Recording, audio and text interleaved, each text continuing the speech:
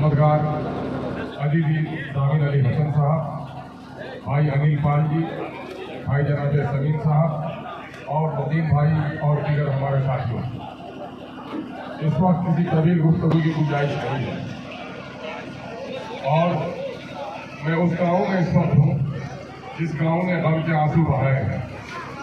मैं तो ये समझ रहा था कि इस गाँव से लोग काफिला दर काफिला निकलेंगे और अपने इंसाफ की आवाज़ लगाएंगे, लेकिन न जाने क्यों कुछ ऐसे लोग भी मुझे नजर आए जो फिर जिस बिल में डसे गए हैं उसी बिल में घुसने की कोशिश करते हैं। कागजात पर बातें इकराम से बैठे पहले मेरे भाई और बुजुर्गों, ए बाबू ये सब दुकानदारी बंद हो जाए, बंद कीजिए सारा बंद कीजिए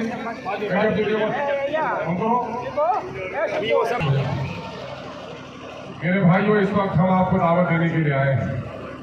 आपकी हैसियत एक सब मुंसिफ की है और उस तहकाक की है जो खेत बोने से पहले बीज की तहकीक कर लेता है।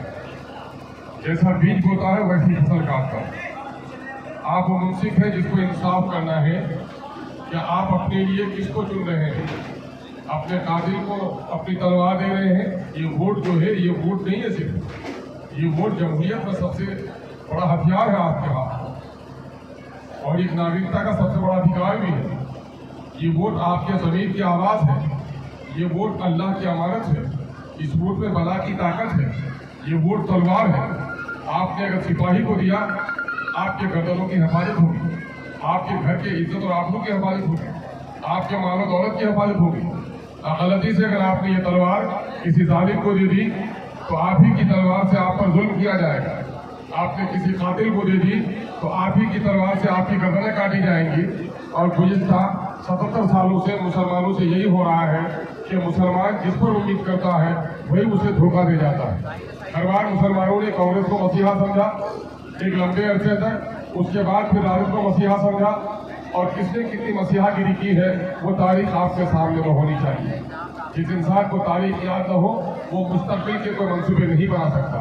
तारीख पुरानी किस्तों का नाम नहीं है बल्कि तारीखी वाक़यात से सबक लेकर अपने मुस्तकबिल की तामीर का एक बड़ा जरिया भी है। मेरे भाइयों, इस मुल्क में मुसलमानों ने टुकड़े टुकड़े के हिंदुस्तान को अगर किसी ने अजीम हिंदुस्तान बनाया तो मोदी और योगी के बाप ने नहीं बनाया। अगर टुकड़े टुकड़े के भारत को किसी ने महान भारत बनाया है तो उसका नाम औरंगजेब रहमतुल्लाह अलैह है, जिसने इस देश को बर्मा से लेकर अफगानिस्तान को जोड़ा है। मेरे भाइयों, जरा गौर करो, इस मुल्क में जो दलित थे उन दलितों को सामंतों के दरवाजे पर जाने की इजाजत नहीं थी। कुत्ता और बिल्ली उनके प्लेट में चाट दे तो वो खाना खा लेता, लेकिन दलित अगर उस प्लेट में खाता तो वो खाना नहीं खाता। दलित उसके दरवाजे पर जाता तो पाँव के निशान मिटाने पड़ते थे। दलितों को अगर तकरीब इंसानियत का पाठ किसी ने पढ़ाया, दलितों को इज्जत देने का काम अगर किसी ने किया तो मुसलमानों ने किया। मुसलमानों ने इस वतन अजीज में पैगाम दिया कि साहब सिर्फ इस मुल्क का, इस संसार का खुदा ही एक नहीं है बल्कि हम सारे इंसान के एक माँ बाप के संतान हैं। और हम लोगों ने इस मुल्क को संवारा है। मुल्क में मुस्लिम बादशाहों ने इस मुल्क को संवारने का काम किया। मुगल, तुगलक, तैमूर कहीं लूट कर भागा नहीं बल्कि इसी हिंदुस्तान को संवारा और इस मिट्टी में ही दफन है वो सब। और आज मुल्क की आज़ादी में भी हमने कदम कटाई, लेकिन आज़ादी के बाद से लेकर इस वक्त मुसलमानों की जो हालत है वो आपसे ढकी छुपी नहीं है। जरा दिल पर हाथ रखिए और गौर कीजिए कि जिस मुसलमान ने इस मुल्क में ताजमहल बनाया, लाल किला बनाई, कुतुब मीनार जैसा मीनारा बादलों से टकराने वाला तामीर किया, आज वो मुसलमान भीखमंगा क्यों है? आज उस मुसलमान की दाढ़ी क्यों खींची जा रही है? आज उस मुसलमान की टोपी क्यों उतारी जा रही है? मुसलमानों की बेटियों के बुर्के क्यों चाक किए जा रहे हैं? मस्जिदों पर क्यों कब्जा हो रहा है? कब्रिस्तानों पर क्यों कब्जा हो रहा है? मवेशी के नाम पर इंसानों की मॉब लिंचिंग क्यों है? जरा वक्त आ गया है कि अपने दिल पर हाथ रखकर गौर करो। बड़े तारीख की नजरों ने वो दौर भी देखे हैं, लम्हों ने खता की है, सदियों ने सजा पाई। मेरे भाइयों, ये वक्त बोले का है। बोने के वक्त अगर अच्छा बीज आप नहीं बोए तो फसल के वक्त आपको महरूमी हाथ आएगी। आप और हम पिछले 30-35 सालों से माई गठबंधन के तहत आप राजद को वोट देते रहे और आपने एक शख्स को एमएलए बना रखा। सड़कें आज भी टूटी हुई है, हॉस्पिटल की हालत अच्छी आज भी नहीं हुई है, सदर कमेटी की रिपोर्ट कह रही है कि मुसलमान सबसे कमजोर हो गया है। जाति आधारित गणना की अभी जो रिपोर्ट आई है उस रिपोर्ट के मुताबिक मुसलमान नौकरी में सबसे कम है। दूसरी जात बिरादरी को उनकी आबादी की हिस्सेदारी से बेगुना मिली नौकरी, 4 गुना नौकरी मिली है। 12,000 नौकरी की हिस्सेदारी होती है, लालाओं को उनको 52,000 नौकरी मिली। कुर्मियों की नौकरी में हिस्सेदारी 58,000 होती है, 1,18,000 मिली। भूमियार की नौकरी में हिस्सेदारी 58,000 होती है, उनको 1,87,000 मिली। लेकिन 2,31,00,000 मुसलमान जिसकी वाजिब हिस्सेदारी होती है 3,68,000, उनको सिर्फ 1,63,000 नौकरी मिलकर 1,95,000 नौकरी से उन्हें महसूस रखा है। मेरे भाइयों जरा गौर कीजिए इन हालात में किसने आपको पहुंचाया है। आपको हमको इस पर गौर करने की जरूरत है। अगर हमने आज भी गौर नहीं किया तो आने वाले दिनों में हमारा इससे बड़ा नुकसान होगा। मेरे भाइयों, आज न्याय समीकरण का तकाजा यह था कि अभी पार्लियामेंट के इलेक्शन में सारे मुसलमानों ने वोट दिया।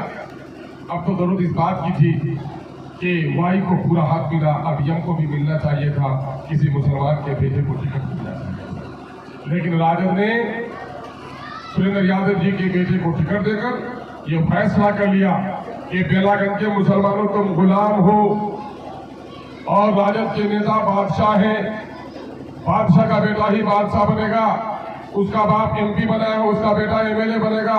तुम कहार है, दूसरों को ढोते रहो, तुम्हारा वोट देने का काम है, तुमको वोट देने का हक नहीं। आपको गुलाम बनने का ऐलान किया है। अगर गैरत है इस गुलामी की जंजीरों को तोड़ने के लिए उठ खड़े हो गए। दूसरी तरफ देखिए कांग्रेस खड़ी है, इसके साथ कांग्रेस वही जमात है जिसको आपने मसीहा समझा, लेकिन बाबरी मस्जिद के टूटने के बाद ही इस मुल्क में दंगा बढ़ा। बाबरी मस्जिद के झगड़े से ही हिंदू और मुसलमानों में दूरी बढ़ी। बाबरी मस्जिद राम जन्मभूमि का झगड़ा, उसको तूल करके बीजेपी के लोगों ने दिया। मस्जिद हमारी बीजेपी के लोगों ने ढाई है, लेकिन इस पाक अर्ज में इस मस्जिद में हमारे मूर्ति को बैठाने का काम किसी ने किया था, वो कांग्रेस के लोगों ने किया था। लोगों कांग्रेस को भी देखा है आपने, यही वो राजद है। राजद के मैं उन भाइयों से कहना चाहता हूँ कि तुम तो उसके ठेकेदार हो सकते हो, तुम कब्रिस्तान के मुदीर हो सकते हो, तुम्हारा कोई बेटा नौकरी न पाए उसके लिए पैरवी कर सकते हो, या ज्यादा से ज्यादा तुमको राजद का कोई नेता पहचानता होगा, इसी बात पर तुम खुश हो। लेकिन मैं राजद के टिकट से 3 बार एमएलए रह चुका हूँ और मैंने राजद को करीब से देखा है। 2005 की तारीख हमारे नौजवानों को याद होनी चाहिए कि 2005 में इलेक्शन हुआ था, सरकार किसी की नहीं बन पा रही थी। मुसलमानों ने टूट कर वोट दिया था रामविलास पासवान को। हुकूमत की चाबी रामविलास पासवान के हाथ में थी। रामविलास पासवान मुसलमानों का मरहूम मिन्नत था। बीजेपी की तरफ कदम उठाने से उसने परहेज किया और उसने ऐलान किया कि लालू जी मेरे बगैर हुकूमत नहीं बनेगी, मेरा साथ है, लो हुकूमत बनाओ। मेरी शर्त यही है कि मुझको कुछ नहीं चाहिए, क्योंकि मुसलमानों ने मुझे वोट दिया है, किसी मुसलमान को वजीर आला बना तो हम तुमको साथ देने के लिए तैयार हैं। ये बात थी कि नहीं थी, याद है कि नहीं है? लेकिन लालू जी ने बीजेपी को हुकूमत देना पसंद किया, किसी मुसलमान पर तैयार नहीं हुए। सोच लो तुम्हारा मसीहा कौन है, जरा गौर करो। अगर गैरत है, अगर शर्म हया बाकी है, अगर जमीन की तरासी में रमक बाकी है, तुमको गैरत आनी चाहिए कि जिसने हमारे मस्जिद में मूर्ति बैठाया वो मेरा दुश्मन है, जिसने हमारी मस्जिद को तोड़ा वो हमारा दुश्मन है, जिसने हमारे नाम पर हिस्सा देने के लिए अपने आप को आमादा किया हुआ हमारा दुश्मन है। 75 साल के बाद एक औरत शादी के 10 साल हो जाए, बच्चा न हो तो कितनी आस है, वो अड़ोसन पड़ोसन के बच्चे को गोद में लेती है। लेकिन 12 साल के बाद बच्चा हो तो अपने बच्चे को गोद में लेगी कि दूसरे के बच्चे को लेगी? बोलो, क्या आपकी बस्ती में दूसरे को बच्चे लेंगे? बोलो यार, ये खामोश मिजाजी तुम्हें जीने नहीं देगी, आंखों की सुर्खी तुम्हें रहने नहीं देगी। इस दौर में जीना है तो कोहराम मचा दो, आवाज से बोलो, आवाज से बोलो। मामला यह है कि इन 75 साल का हिसाब कीजिए।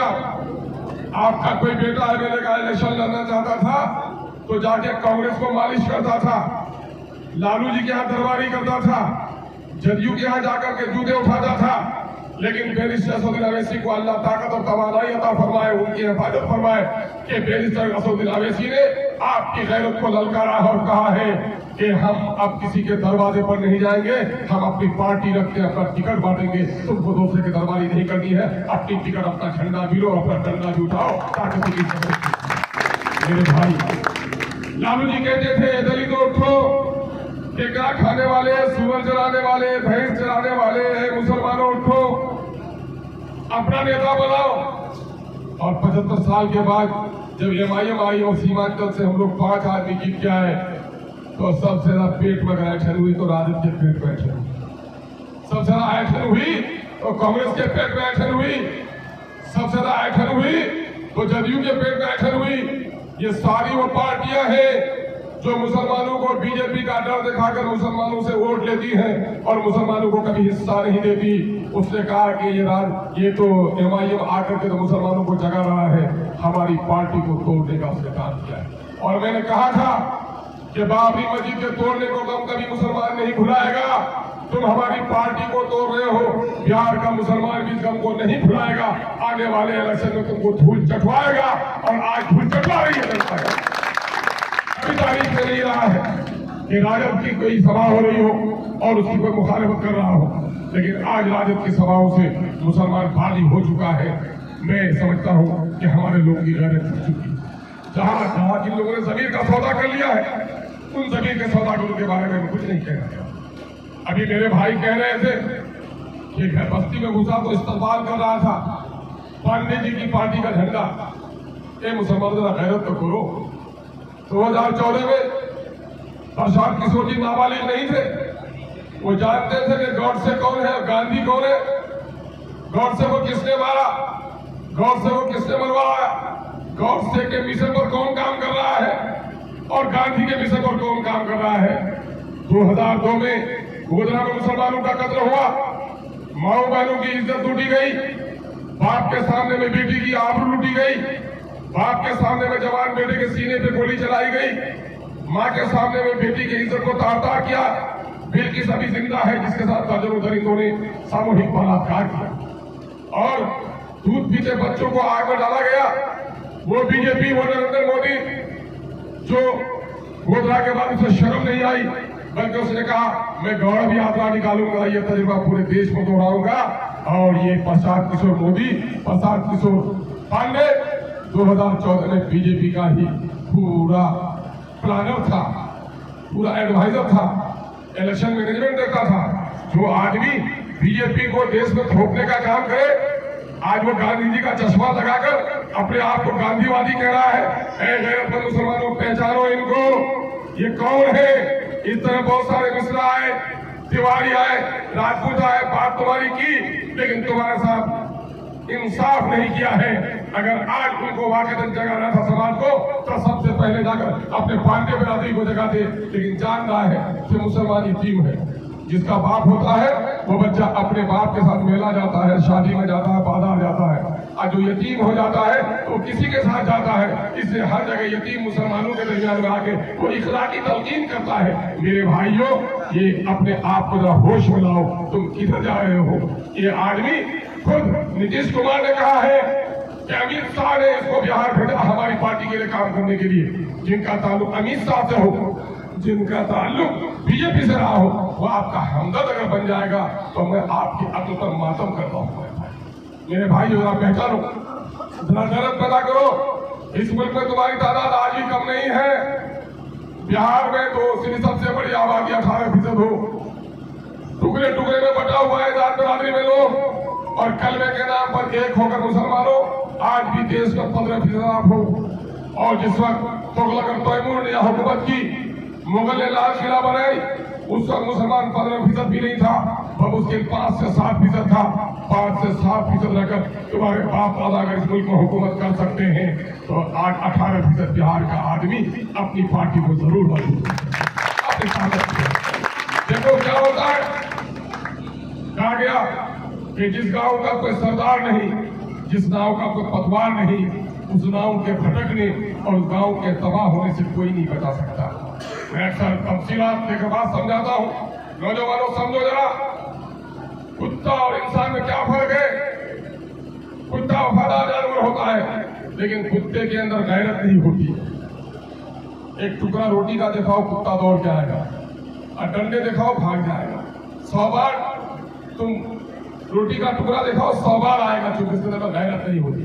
लेकिन एक इंसान जिसके अंदर गैरत है, जिसका ज़मीर जिंदा है, 3 दिन का भूखा है, अगर तुम्हारे दस्तरखान पे बैठा और तुमने अगर उसकी इज्जत, आबरू, उनके वालिदैन, उनके खानदान के खिलाफ कोई बात कह दी, वो भूखा मर जाना पसंद करेगा, लेकिन तुम्हारे दस्तरखान से जमाना नहीं उठाएगा। ये उसकी गैरत है, और वो गैरत जिंदा है अल्हम्दुलिल्लाह। जब बिहार में सूर्य नमस्कार का फैसला हुआ था और बिहार के सरकारी इदारों में मुसलमानों के बच्चों को भी सूर्य नमस्कार कराने का काम कराया जा रहा था, ये अफ्सोस मानस और राजद था, बगावत मेरी फितरत है। और मैंने उसको उठकर गवर्नर की तकलीफ को रोका कि ये देश संविधान से चलेगा, जिसको डॉक्टर भीमराव ने तैयार किया कि नागपुर के संविधान पर चलेगा। उस वक्त बीजेपी के गुंडों ने मुझे सदन से बाहर निकालने की कोशिश की, मुझे जिन्ना और पाकिस्तानी कहा। उस वक्त मैं अकेले खड़ा था, मेरी पार्टी मेरे पीछे खड़ी नहीं थी। ये राजद का चेहरा है, जान लो। तुम्हारे मसाल में कभी खड़े नहीं रहते, इसकी गवाही गया का कोई नहीं। पूरी सराय के लोगों आपको देनी चाहिए कि बाबर का खून, क्या बाबर की मां ने वोट नहीं दिया था राजद को? बाबर के बाप ने वोट नहीं दिया था, कर्ज गिनता था, लेकिन आपके बच्चे का खून बहता है, उसकी आंखों में आंसू भी नहीं आता। तो बताइए, वो कभी आपका हमदर्द हो सकता है क्या? जो आपका हमदर्द नहीं हो सकता, वो आपके वोट का हकदार भी नहीं हो सकता। मेरे भाइयों, कांग्रेस ने मेरे साथ दगा दिया है, राजद ने दगा किया है, जदयू ने दगा किया है। जदयू आज नीतीश कुमार अपने आप को बहुत मिस्टर ग्रीन कहता है। तलाक बिल में बीजेपी के साथ, एनआरसी में बीजेपी के साथ, आज मुसलमानों की नौकरी सबसे कम हुई उसके शासनकाल में। जो लोग मुसलमानों का कत्ल किया, आज तक उसको सजा नहीं दी इन्होंने, और ये मुसलमानों का हमदर्द हो गया है। चंद दलाल किस्म के लोग हैं जो अपने जात के फायदे के लिए आपको हमको गुमराह करते हैं। लेकिन हमारी और आपकी भी जिम्मेदारी है कि अल्लाह ने अक्ल सलीम दी है। हर इंसान के दिल के अंदर मुफ्ती बैठा हुआ है। जब भी कोई बुरा काम करो, रास्ते में गाड़ी चला के जा रहे हो, किसी को छींटे पड़ गए हैं, गाड़ी तेजी से आगे निकल जाते हो, लेकिन दिल के अंदर बैठा हुआ मुफ्ती कहता है काम तुमने गलत किया। किसी यतीम के सर पर हाथ रख दो, अपने रोटी के टुकड़े काट कर किसी भूखे के खिला दो, दिल के अंदर का बैठा मुफ्ती कहता है कि नहीं तुमने ना काम किया। अल्लाह ने हर इंसान के अंदर अक्ल सलीम दी है। अक्ल सलीम को जरा काम में ले आओ और देखो कि ये हालत जो आज है, जिस मुल्क में हमारे नाम से जमीन कांपती थी, लाल किला के फसील पर से परिंदा भी एहतियात से उड़ता था, आज मुसलमानों क्यों हो गया है? स्टेशन में जाते हो, गाड़ी का टाइम 3 बजे था, गाड़ी 4 घंटे लेट हो गई है, असर की नमाज कज़ा हो रही है, मगरिब की नमाज कज़ा हो रही है। ए मुसलमानों, तुम्हारी पेशानी तड़पती है, लेकिन तुमको खुदा की सरजमीन में सजदा करने की भी हिम्मत नहीं है। तुम्हारी वो बेटियां जिसका चेहरा गांव के लोगों ने भी नहीं देखा है, लेकिन जब दिल्ली और बम्बई का सफर करती है, अपना बुर्का समेट कर झोले में रख लेती है, वो समझती है कि कहीं मेरे नाम से, मेरे चेहरे घुसने से मेरे साथ बदसलूकी हो। आपका बेटा जिसका नाम आपने अब्दुल रहमान रखा है, दिल्ली में काम करता है, अपना नाम वो लल्लू और पप्पू बताता है, अपना नाम छुपाने लगा है और दूसरों के चेहरे मोहरे इख्तियार करने लगा है। आपकी और हमारी बेटियां आज मुर्तद हो रही हैं और दूसरों के यहाँ जा रही है। मुसलमानों, क्या ये वक्त भी उठने का नहीं हुआ? क्या ये वक्त भी उठने का नहीं हुआ? अगर अब भी आपने होश के नाखून नहीं लिए तो आने वाले दिनों में आपका बड़ा नुकसान होगा। जरा अपनी नबी की शान को देखो। तुम जो हाथ पर हाथ मेरे बैठे हो, बोलो कि तकदीर बदल जाएगी, ऐसा कभी नहीं हुआ है। आपने हबीब खुदा की तारीफ पढ़ लीजिए, सरवरे अम्बिया खातिमुन नबीयीन, अल्लाह के हबीब, और उस रसूल पाक को सच्चाई को लाने के लिए जंग बदल लड़नी पड़ी। जंग वहदत में जन्नात शिकन हुए। आपके मक्के में लोगों ने कांटे काटे रास्ते में आपके साहब के जिस्म को लोहलान कर दिया। नबी को तो हक को नाफिज करने के लिए तकलीफ उठानी पड़ी। आप कहते हो कि हम होले होले मुसल्ला में बैठकर तस्बीह पढ़कर दुनिया में इज्जत हासिल कर लेंगे। नहीं, तस्बीह के बाद तस्बीह भी पढ़ो, रात को तहज्जुद भी पढ़ो। लेकिन मौलाना ने, बड़े आलिम ने कह दिया, मुस्लिम फसला के सदर ने, कि तुम्हारा बच्चा 5 वक्त नहीं तहज्जुद गुजार हो जाए, सियासी शऊर अगर तुमको नहीं हुआ तो तुम्हारे 5 वक्त पर भी पाबंदी लगते हुए देर नहीं। मेरे भाइयों, मेरे अजीजों, एक बात बताओ, पुलिस सराय के लोगों, एक बच्चा जिसका बाप गांव का अमीर है, वो बच्चा गांव के किसी आदमी तन के बोलता है, एक जवान है उससे भी तन आंखें डालकर बोलता है। क्यों? उसको अपने बाप पर फख्र है।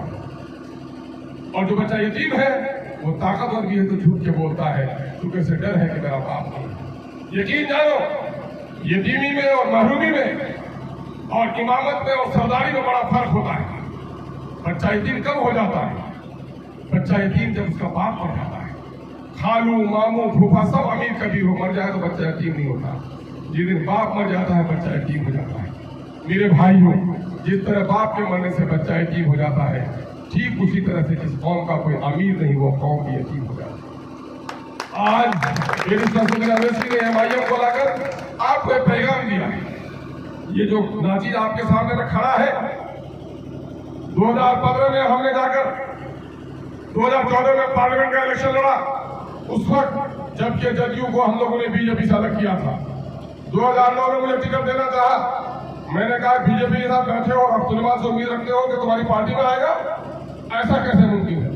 2014 में यही नीतीश कुमार जी किशनगंज गए और वहां लोगों के सामने में कह दिया कि अख्तर साहब अब तो हम बीजेपी में नहीं है, आपकी वजह से हम लोगों ने टिकट का फैसला नहीं किया, आप मेरी पार्टी से इलेक्शन लड़ी।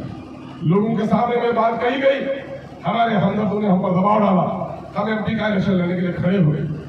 पार्टी में आने के 15 दिन हुए थे, 4 या 5 तारीख को नॉमिनेशन किया था, 1 तारीख को ज्वाइन किया था और 12-13 तारीख को जब कैंपेन शुरू होने लगा तो उनके लोग बीजेपी का साथ देने लगे।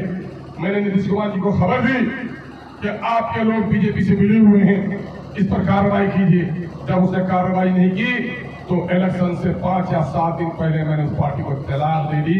अख्तर ईमान के पाँव में चुम्बी भी नहीं जाए। क्या वादा था? लेकिन MP में नहीं भी जीतेंगे तो मिनिस्टर बनाए जाएंगे।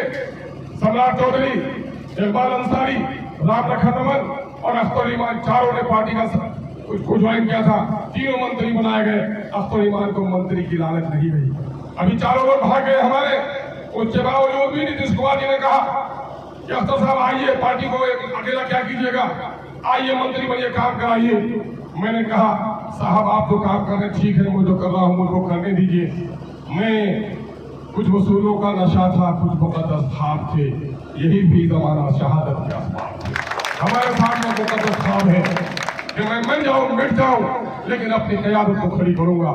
यही वजह है कि कोई लालच हमारे कदमों को डगमगा नहीं सकती। जो सर साहब के सामने में आया, कुर्बानियां देकर आया, दलाली करने नहीं आया। अय्यारी और मक्कारी पर विश्वास नहीं करता। मैं कहता हूं, वही बात समझता हूं जिसे हक, मैं लंतरानी नहीं करता। मेरे भाइयों, तुम जान लो कि आज वक्त आ गया है। सही कहा मेरे भाई ने, अब की बार के इलेक्शन में न सरकार गिरती है न सरकार बनती है, लेकिन आपको अपने वजूद को खड़ा करने का बेहतरीन ये मौका है। आप अपने वजूद को और अपनी हैसियत को मनवाइए। गोपालगंज के भाई हमारे हैं, वहाँ भाई सलाम साहब हमारे मुखिया सलाम साहब वहाँ इलेक्शन लड़े और वहाँ के लोगों ने गवाही दी कि कभी भी राजद का आदमी हम मुसलमानों के दरवाजे पर नहीं आता था, क्योंकि वो समझता था कि मुसलमान हमारे अलावा किसको वोट देगा। लेकिन आप लोगों ने MIM को खड़ी करके हम लोग की इज्जत बढ़ा दी है। सुबह MLA आता है, दोपहर को MP आता है, रात को मंत्री आता है। हम लोग को पहली बार एहसास हुआ कि हम लोग की वोट की कीमत है। और मैं बेलागंज के लोगों को भी कहूंगा कि बेलागंज के लोगों, MIM के झंडे ने तुम्हारी इज्जत में इजाफा कर दिया है। और बार राजद जितनी फसामत कर दी थी उससे कई गुना ज्यादा फसामत की बात कर रही कि नहीं कर रही है? ये किसके तुफैल है? यही नहीं, राजद के नेता जिनको कुर्सी के पीछे बैठाया जाता था, वो लोग भी आके हम लोग के कान में शुक्रिया अदा करते हैं कि जब तक MIM नहीं आई थी राजद में हम लोग की इज्जत नहीं थी, पीछे बैठाया जाता था, सोफा पे नहीं सोफा के हैंडल में बैठाया जाता था। लेकिन जब से MIM आई है हम लोगों को आगे की कुर्सी मिलने लगी है। मेरे भाइयों, MIM की इज्जत दिलवाने के लिए आई है। मैं तुमको एक मिसाल देता हूँ नौजवानों, अक्सर जगहों पे मैं कहता हूँ कि देखो एक इंसान 80-90 किलो का होगा और किसी हादसे में उसकी दोनों टांगें कट जाए, वो लंगड़ा हो जाएगा, लेकिन आदमी तो होगा वो, अगर हयात अल्लाह ने बख्शी है। दोनों बाजू हैं उनके, 10 किलो का वजन है, कट जाए, लूला होगा, जिंदा तो रहेगा। और मुंडी की वजन कितनी होती है? 3-4 किलो। अगर वो कट जाए वो इंसान है क्या? वो क्या है? वो लाश है। जिस्म के अंदर में अगर सर नहीं है तो वो लाश है, और जिस कौम का कोई सरदार नहीं वो कौम भी मानी ले लाश है। आज जो सारे लोग जूतों से तुमको ठुकरा रहे हैं, जरा गैरत तो करो। तुम्हारे दरवाजे पर कल लोग हिम्मत से बैठ नहीं सकते थे, उनका नेता हो गया। 90 से पहले यादव लोग अहिर कहे जाते थे। लालू जी आए, यादव भाइयों को ऊपर उठाया, और आज यादव भाई राजपूत, ब्राह्मण और भूमिहारों के बराबरी में है, नौकरी में, ठेकेदारी में, माल में, शान में। ये किसने उठाया उनको? कोई कुली बेचारे साग सब्जी की खेती करने वाले, नीतीश कुमार आए तो उनको उठा लिया उसने। पासवान बेचारे गरीब और मजदूर, रामविलास पासवान आया तो पासवान बोला ऊपर आसमान और नीचे पासवान, किसी का भय ये है कि नहीं है? लेकिन तुम तो बताओ अपना नेता का नाम। चौराहे पे बच्चा खड़ा है, उससे पूछो कि तुम्हारा नाम क्या है, वो बता दे। जैद बगैर कुछ बता दे, बेटा इस गांव के मुखिया का नाम क्या है, तो बता दे फला है। समिति का मेंबर कौन है, फला है। अरे इमाम कौन है, फला है। डॉक्टर कौन है, फला है। बच्चा 10 साल का फटफट बोलता है, उससे पूछते अच्छा बेटा तुम्हारे बाप का नाम क्या है। अब बच्चा कुछ नहीं बोलता, आपके दिल में क्या ख्याल आएगा बोलो? ये सबका नाम जानता, अपने बाप का नाम नहीं जानता होगा। आपके दिल में कई ख्याल आएगा कि शायद ताजा इसका बाप मरा होगा, बाप का नाम नहीं लेता। पूछते बेटा बाप मर गया क्या, बोला नहीं। तो फिर क्यों नहीं बाप का नाम बताते हो? फिर भी बच्चा कुछ नहीं बोलता है, तो आपके दिल में और दो ख्याल आएगा कि शायद इसका बाप कोई बदनाम जमाना आदमी है, जिसकी वजह से उसका नाम लेते हुए शर्माता है। या तीसरा ख्याल यह आएगा कि शायद इसकी मनहूस माँ ने अपने बाप का नाम ही इसको नहीं बताया। ये आएगा कि नहीं आएगा? अब मैं पूछता हूँ नौजवानों, तुम बोलो, यादव का लीडर कौन? लालू यादव। आवाज से बोलो, यादव का लीडर कौन? लालू यादव। कुर्मी का लीडर कौन? नीतीश कुमार। पासवान का लीडर कौन? मांझी का लीडर कौन? सबका नेता याद है। आज छोड़ दो, अभी जिताए भी नहीं हुए यहाँ पर, और मैं भी सीमांचल में रहता हूँ, अभी भी वहां रहते हैं। इनको छोड़ के बताओ तुम्हारा नेता कौन? जो उस बच्चे का हाल है वो हमारा हाल है कि नहीं? खुदा की कसम तुम पर अपने दरमियान में गैरत पैदा करो, अगर वक्त रहते हुए तुमने नहीं किया। नबी मुकर्रम सल्लल्लाहु अलैहि वसल्लम ने, उनके नवासा ने जो हथेली पर हाथ नहीं रखा, गर्दन कटा दी, क्या था वो? ये वोट अल्लाह की अमानत है, अमानत उसी को दो। कुरान मुक़द्दस कहता है या अय्युहल्लज़ीना आमनू तक़ुल्लाह व कूनू मअस सादिक़ीन, ए ईमान वालों अल्लाह से डरो और सच्चे लोगों का साथ। सच्चा कौन? मैं ये नहीं कहता कि सिर्फ जमायत सच्चा है, आप तहकीक करो। नबी के पास एक यहूदी भी और मुसलमान भी दावा लेकर आया माल का, नबी ने यहूदी को हक पर पाया, यहूदी के हक का फैसला किया। आज इन तमाम तर कैंडिडेट को खड़ा करो। अगर मेरा उम्मीदवार जामिन और किसी से पीछे होगा, मैं ये नहीं कहता कि जिस्म मोटा है, तालीम में, अखलाक में, कौमी दर्द में, समाजी खिदमत में अगर किसी से पीछे होगा तो यकीनन है कि मेरा हक नहीं बनता है। अगर सबसे आगे है तो आप पर कसम है कि शहादत की उंगली से आप गवाही दोगे कि इनमें से 5 में से 10 में से 16 में से फला अच्छा है, तुमको कल क़यामत के मैदान में कोशिश होगी तुमने वोट किया।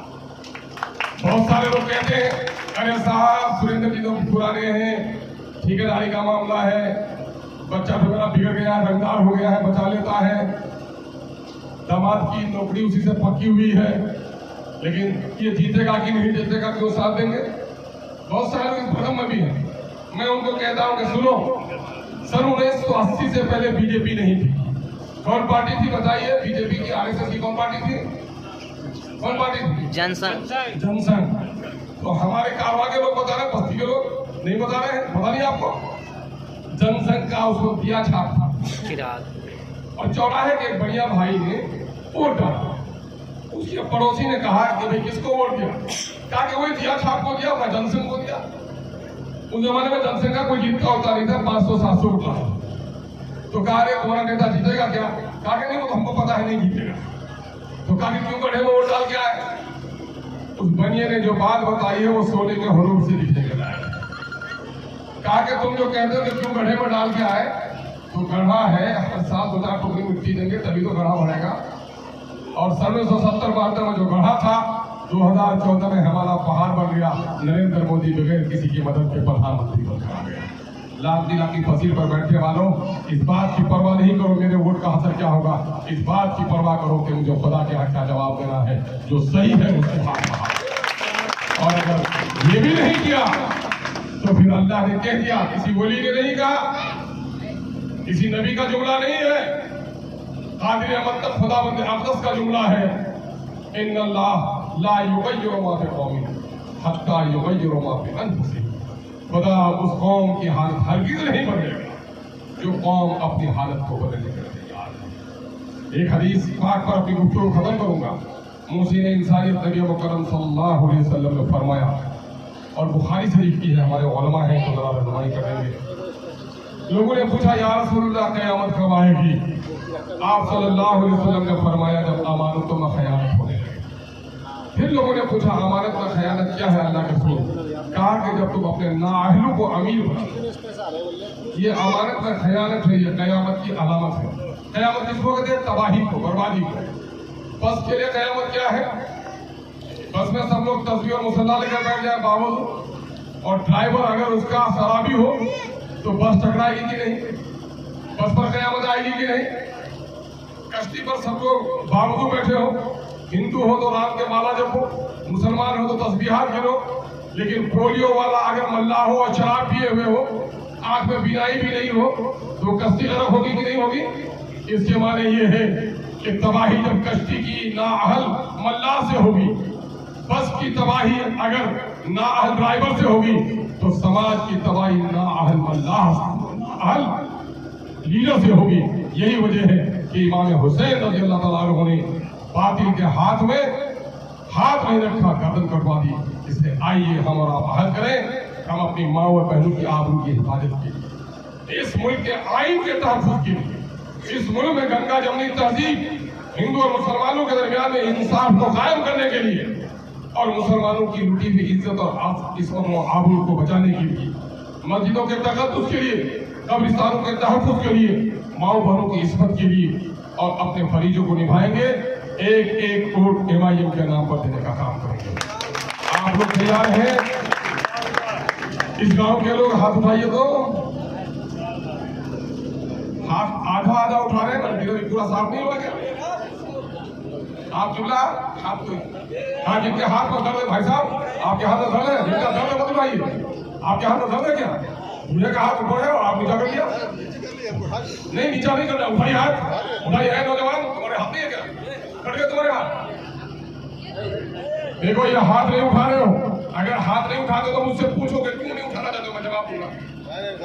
कोई ऐसा कह दो, अगर हाथ उठा रहे हो, यकीन जानो मैं खुदा को गवाह रखता हूँ कि पूरी सराय के लोगों ने हाथ उठाकर हमारी हिमायत की। खुदा इसको साबित कदम रखना, अगर ये धोखा दे तो इसका इंसाफ तू ही करना। मैं आपसे गुजारिश करूंगा, उठिए, अपने अपने घरों से उठिए, अपने रिश्तेदारों के यहाँ जाइए, उनको समझाइए और कहिए कि हर बार हमने हुकूमत बनाने के लिए वोट दिया है, हमारे वोट से अगर हुकूमत बन सकती है, हुकूमत गिर सकती है, तो खुदा की कसम अब की बार वोट हम अपने नस्लों की तब्दील को बदलने के लिए देना चाह रहे हैं। अब की बार सबके